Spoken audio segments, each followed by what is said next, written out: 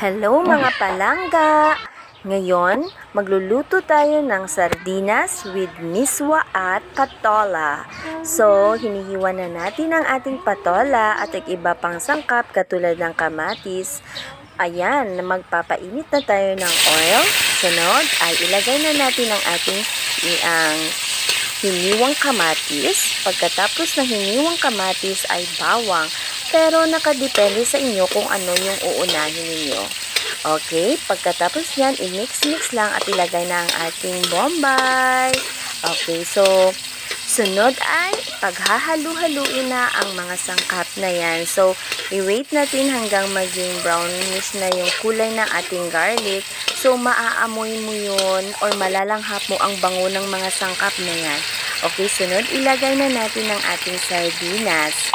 So, ang aming ginamit na sardinas ay asahe at 2 small cans na asahe yung ating ginamit. So, paghahalu-haluin na naman natin yan sa mga sangkap.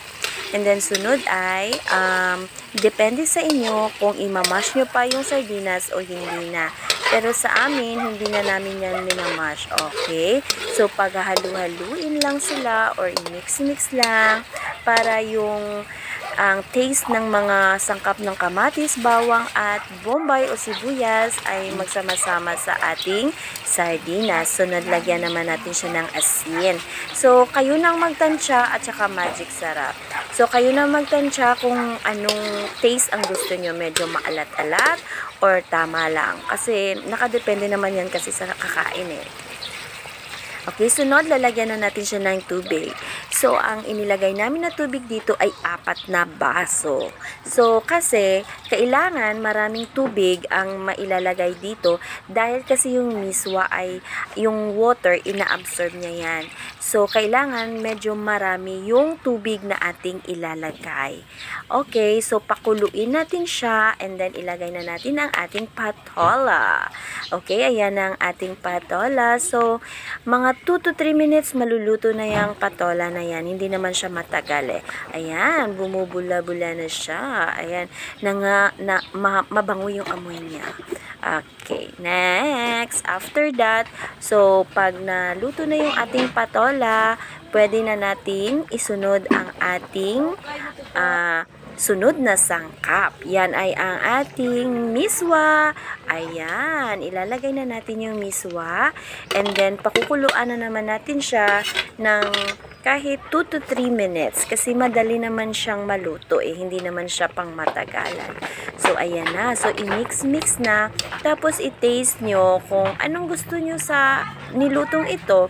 Medyo maalat-alat or depende sa inyo. So, sa amin, okay na siya. Pwede na siya. Pakuluan lang ng ilang minuto. Then, after that, pwede na nating itong ihain para sa ating pananghalian or breakfast or pwede din siyang pang dinner. So, paghahalu-haluin na natin siya para yung mga sangkap na yan or yung mga ingredients ay magsama-sama na at maglalabas yung kanyang taste or kanyang lasa. And then, after that, ayan, tinetest natin kung luto na yung ating miswa. Ayan na, so luto na siya. Ready na siya for serving. So, ang pagkain na ito ay budget meal. So, makakatipid ka pa, pero masarap siya. So, ayan, ilalagay na natin siya sa ating container. Ayan, so maraming serving yung nagagawa natin sa lutong ito. So, pag may isuggest kayo na lulutuin namin, mag-comment lang below. Thank you sa panonood. Don't forget to follow. Hanggang sa muli. Bye-bye!